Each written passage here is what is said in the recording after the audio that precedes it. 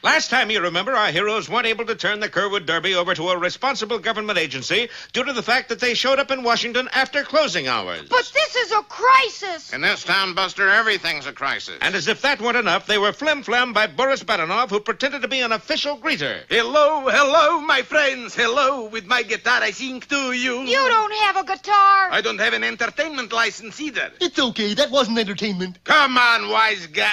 Wise one. And Boris had taken them to the Little White House, which happened to be neither little nor particularly white. But it is a house, and inside is the president. The president? Oh, boy. Yes, the president of the Let's Liquidate Rocky and Bullwinkle Club. Gee, we can give him the Kerwood Derby. I don't know if it'll fit over all that hair. And Rocky reached for the handle of the door just as, I can't watch. Tell me what happened. All righty. Suddenly, a mysterious voice comes from nowhere. Who said that? Don't look at me. Thanks. And then two round eyes appeared out of nothing. And a scooch gun, too. Aimed right at you-know-who. Me, that's who. Bullwinkle, do you know who that is? Sure, it's Mr. Backslap. No, those two voices. The Invisible Man plus one? No, it's Cloyd and Gidney, the Moon Men. Oh, boy. So it is. How come you fellas to be here? Oh, we've been on your trail for days, Bullwinkle. Ever since you left the convention. The Moose Convention? Moon Convention? I thought you said Moon Convention, Clyde. I thought it was Moon Convention, Gidney. Well, anyway, here we are. Hand it over. And what over? The Kerwood Derby. We came to take it back.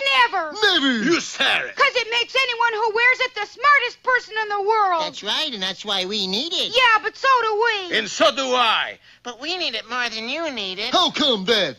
You tell him, Clyde. No, you. All right, I I will.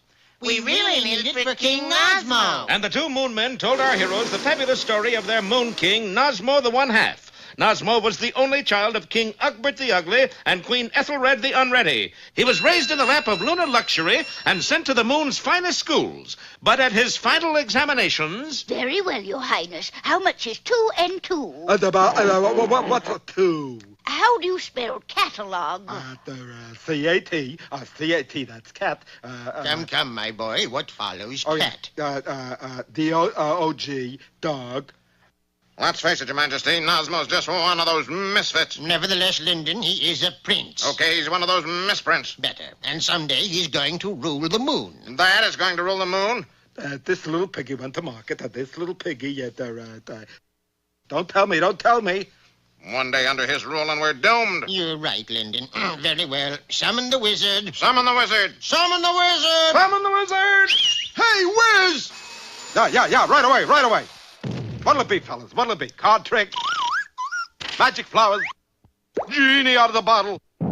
You call... No, nothing like that. All right, cool it, Gene. What's the problem? We need something to make Nosmo smart. How about a good belt right No, not that kind of smart. We want to make him intelligent. Oh, you're kidding, aren't you? I can't do anything for you today. Why not? It's the end of the episode. My goodness, so it is. Be with us again when we'll see Too Much Too Moon, or What Makes Luna Tick.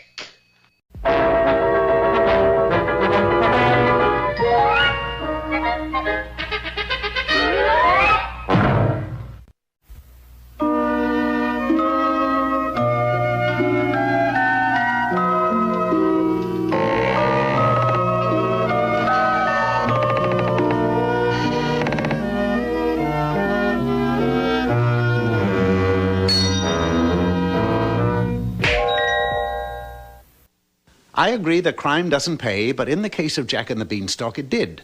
For as you know, Jack shinnied up the huge stalk, snuck into a giant's castle, and made off with a goose that laid golden harps, or something like that. Well, sir, Jack chopped the stalk down and lived happily ever after with his ill-gotten gains. Or did he? The scene is a castle somewhere in the clouds. The time, 20 years later. I know you're hungry, son. Well, so am I. But there isn't a scrap of food in the castle. What about the wheat field? You ever try getting wheat out of clouds? We're up in the air, remember? Oh, if only Papa was still with us. Listen, he wasn't good for anything except saying fee, fi, fo, fum. You could say that pretty good. Can I say it? Say it later. Right now, you've got to take the pet cow to market and sell it. That's not a cow, Mama. It's a llama. I don't care what it is. Go and sell it. Being on the obedient side, the giant's son did as his mother asked.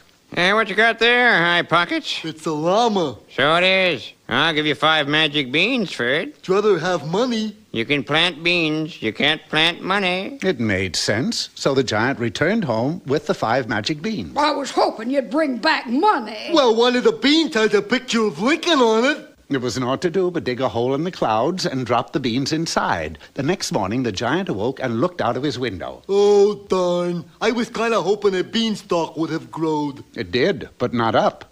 Down. Why, that stalk must be 50 miles long. Climb down there, son. See if you can find us some food. As I said before, the giant was obedient, also a little clumsy.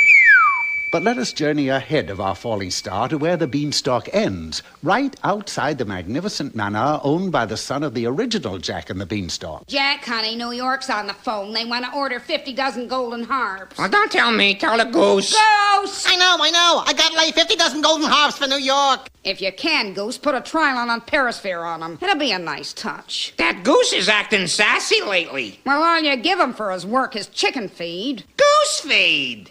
At that moment, the giant finally came to earth. Creak, cry, crow, cryant. I smell the blood of a pretty big giant. And with that, Jack ran from the house, grabbing a loaded giant-killing musket on the way. You say anything, Jack? Negative. Just a gang of kids playing basketball. Ah, but although those kids were tall, the one with the ball reached fantastic proportions. I could have swore I smelled a giant. Oh, you're overworked, dear. Go take a nap. Jack did, and this gave the giant an opportunity to peek into the house. Say, that looks like a golden harp laying next to that fella. The window of Jack's bedroom wasn't very big, but it was big enough for the giant's hand to reach in and get the golden harp. Creak, cry, crow, cryant. I smell. Those dreaded words caused the giant to bolt to the stalk and climb it in record time. This doesn't look like food, son. It's a golden harp. Why couldn't you bring back a pizza or something? But, Mama, golden harps are worth money, and there's a whole slew of them down there. In case you didn't know, all mothers of giants are a little greedy, and this one was no exception. The son was sent back down to bring up all the golden harps he could find. It's New York again, Jack. They want to know what happened to the harps. Well, don't ask me. Ask I the... gave them to the delivery boy about a minute ago. What delivery boy? He's a big, tall fella, about as big as Mount Everest. A giant. You gave the harps to a giant? Once more, with his giant-killing musket, Jack ran from the house, and this time he saw the giant with an armload of harps scurrying up the beanstalk. But unfortunately, the giant was out of range. I need someone who can catch that giant. Luckily for our story, a sorcerer lived in the vicinity. Of course I can get him. Do you think he might come back down for more harps? We're all out of harps. All I got left is A goose? You say a goose lays these harps? Scout's honor, Mama. Well, a goose we can eat. Fetch him, son. The unsuspecting giant came down, probed around the house with one hand, and finally grabbed the goose. That's when Jack and the sorcerer spoke up. Caught you in the act, you devil. Let him have it, sorcerer. And the sorcerer handed a piece of paper to the giant, who merely put it in his pocket and climbed up the beanstalk. What'd you give him? A summons to appear in court. You can't catch a giant with a summons. No, I'll never get my goose back. Yes, you will. I shall climb up after the giant. Yeah, but that stalk is 50 miles high. You could fall. Not I. I am wearing a cloak that will enable me to fly. And up went the sorcerer. Of course, the giant was no fool. When he saw that he was being pursued, he simply took an axe and chopped the stalk down. What happened to his pursuer? Well, the cloak kept him from falling, all right. In fact, to this day, he's still floating around in the air. And that's why you hear so much talk about a flying sorcerer.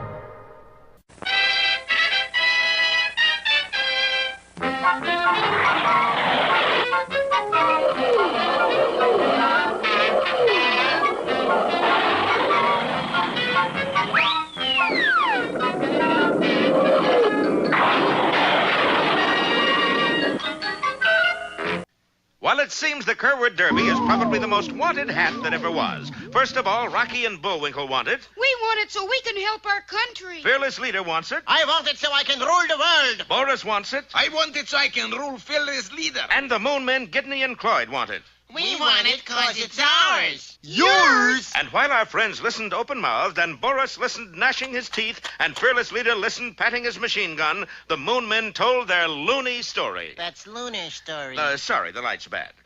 It seems that on the moon there was once a very stupid, ignorant prince named Nosmo. Not me, you idiot. Him.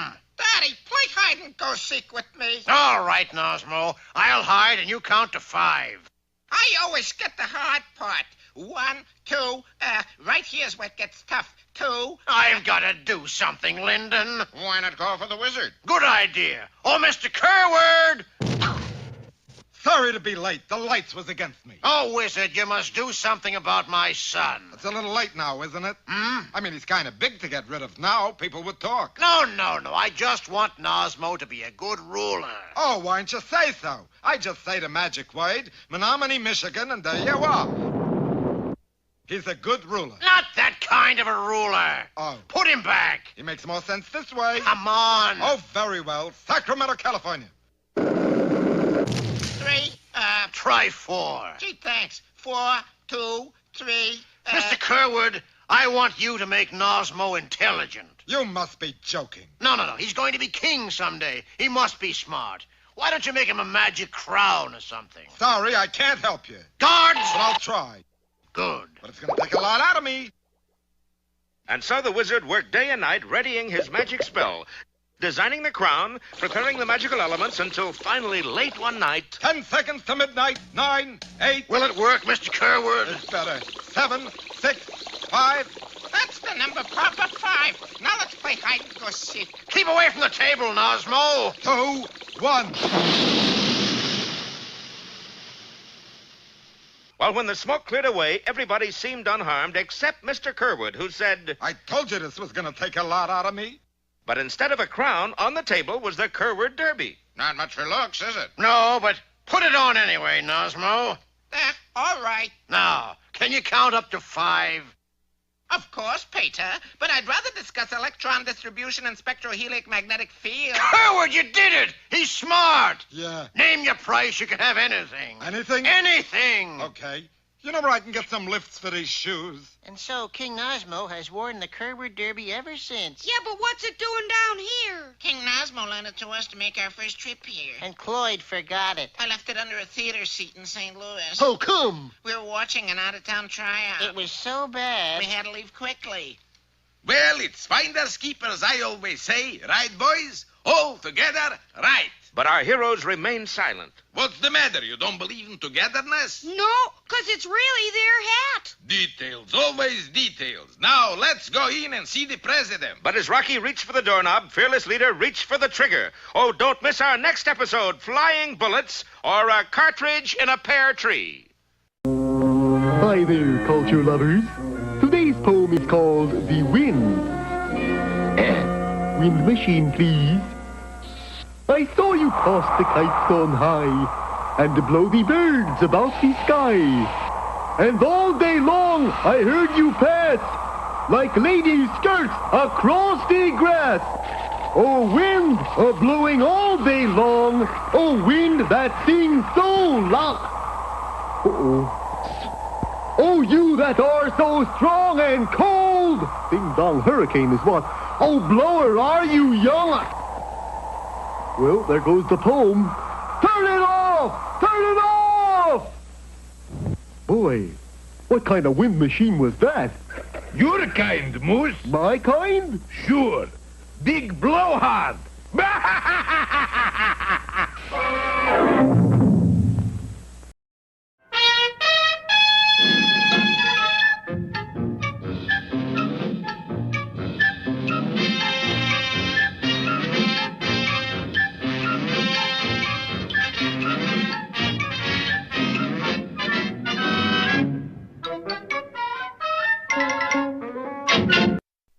Hello, Hello there, Peabody here. And I'm Sherman, huh, Mr. Peabody? Yes, you are Sherman. Now, if you'll take your place beside the Wayback Machine, we shall be on our way. Where to today? Today we're traveling back in time to the year 1455 and the place Strasbourg, Germany, where we shall meet the inventor of the first practical printing press, Johannes Gutenberg. All set, Mr. Peabody. Sherman and I entered the Wayback, and in less time than it takes to twitch an eye, we were transported back and into the small printing shop of Herr Gutenberg, where we found the great man hard at work with his new press. Hi, Mr. Gutenberg. I'm Sherman, and this is... Don't bother me, kid. I got a newspaper to get out here, and I can't waste any time if I expect to make the 5 o'clock edition. Gutenberg continued his work at a feverish pitch. However, when he finally finished... Good, at last I'm done. Mr. Peabody, do you see what I see? I'm afraid so, Sherman. It seems as though Johannes Gutenberg has made a slight mistake. Mistake? What mistake? Where? You have printed the 5-star final on pants instead of paper. That's no mistake. It was a calculated decision on purpose because I couldn't find paper. But it will never do to have the news printed on a pair of trousers. Why not? See, back here I have printed all of the latest word about the county seat. And down here I put the advertisements because they is on the cuff anyway. All well and good, but Sherman is right. A newspaper should be printed on paper. I already told you I can't find any paper, and there's no time to look for some, because if I don't meet the 5 o'clock deadline, the bank is going to foreclose on the mortgage. It's 3 o'clock now. That doesn't give us much time, but I think we can make it if we hurry. Come, Sherman, we will get some paper. Sherman and I dashed out of the print shop and into a butcher shop, which, fortunately, was right next door. 6 pounds of weenies, please. Weenies? But I thought we were after paper. What does the butcher usually wrap weenies in, Sherman? Butcher paper? Yes, but nonetheless it is paper. Paying for the weenies, we quickly took the package and hurried back to Herr Gutenberg. Oh, that's good. This is just what I've been waiting for. He had been gone for quite some time when suddenly I noticed something very peculiar. Do you hear something, Sherman? Not a thing, Mr. Peabody. Should I? Yes, we should be hearing the sound of Gutenberg's printing press. Something is wrong, Sherman. Hurrying into the back room, we immediately saw that something was wrong indeed, for there sat Johannes Gutenberg eating weenies. Herr Gutenberg, what are you doing? Why, I'm eating the lunch you brought me. What else? I'm afraid that's your second mistake, my friend. That wasn't your lunch. You were to use that paper for your 5 o'clock edition. Ooh, I forgot, and it's 4:15 already. Stand back, I got printing to do. Gutenberg flew into his work like a demon, and in record time he had the job done. I done it. Now I can go out to a corner and sell my very first newspaper. It looked very much like success was his, but suddenly... Egad, what's happening, Mr. Peabody? It sounds like a riot. It is a riot, Sherman, and Herr Gutenberg is just 2 jumps ahead of it. What happened, Mr. Gutenberg? Didn't the people like your paper? Oh, they liked the paper all right, but what they didn't like was there was no printing on it. It was true. The newspaper he had just printed was completely blank on both sides. For his third mistake of the day, Herr Gutenberg had used the wrong bottle of ink in his press. Invisible ink, that is. 20 minutes to 5, there's still a chance you can make it. It's no use, I can't do it. Why not? I'm all mixed up from my troubles. I can't think of anything to print. Pardon me. Hello? What? Really? Quick, give me the address. Okay, got it. Ooh, am I in luck? There's a fire, and that's big news. It gives me just what I need to write about. Good, we can be reporters and cover the story for you. Yes, but we must hurry. Get the address, Sherman. Sherman and I raced across town and made excellent time, for the signals were with us. However, when we arrived... Hey, this can't be right. There's nothing here but a lake. Let me see that slip of paper. Just as I suspected, Sherman. You had the paper upside down. You brought us to 666 instead of 999 Schnitzel Street. Gee, I'm sorry, Mr. Peabody. Just where is 999 Schnitzel Street? I'm afraid that's the address of Gutenberg's printing shop. Oh, the fire really wiped me out this time. The only thing I saved was the clock and the press. And it's 5 minutes to 5. I guess there's nothing else you can do, Mr. Peabody. There is always something I can do, Sherman. Gutenberg's 5 o'clock edition will hit the street right on schedule. Give me a hand. Gosh, you did it, Mr. Peabody, without a minute to spare. Yes, and that is the first true printing of Johannes Gutenberg. Extra, extra! Read all about me. On me. Extra! But tell me, Mr. Peabody, why did you print such big letters on his forehead? That, Sherman, should be quite obvious. Every newspaper has to have a headline.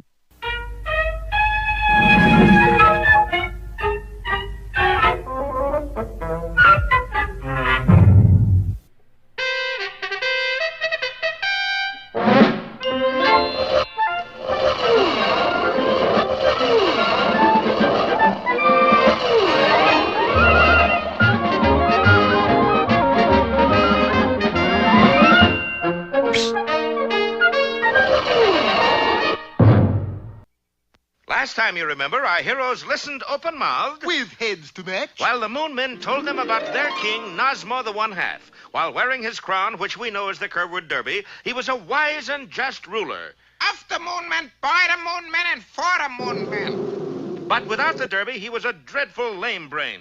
Go on, Your Majesty. It was a great fight. I'll be right home, Mom. Unfortunately, Gidney and Cloyd were allowed to wear the hat on their first Earth trip. And we lost it. But we found it. And finders keepers, losers weepers, right? Right. Wrong. Wrong. Bullwinkle, it's really their hat. Well, why don't we just ask the president about it? He's just inside. And he was, only this was the president of the Liquidate Rocky and Bullwinkle Club, fearless leader. We can't go wrong asking the prez, Rocky. I guess not. Let's go in. But as Rocky's hand reached for the doorknob... The president? Oh, Cloyd, let's us go in first. First? How? Simple. We just fade out here and fade in here. Say, you're not the president. I can tell. But you won't. And fearless leader swung his weapon toward Gidney and fired. Gidney dropped to the... Now, wait a minute. You're not hurt. I wasn't hit, that's why. But somebody fired. It was me. Fastest scrooch gun in the West. Yes, fearless leader was now frozen into position and couldn't move a muscle. Hey, fade out. They're coming in. And so our heroes entered. Okay, let them have it. Let us have what? Shoot. Let us have what, Mr. Backslap?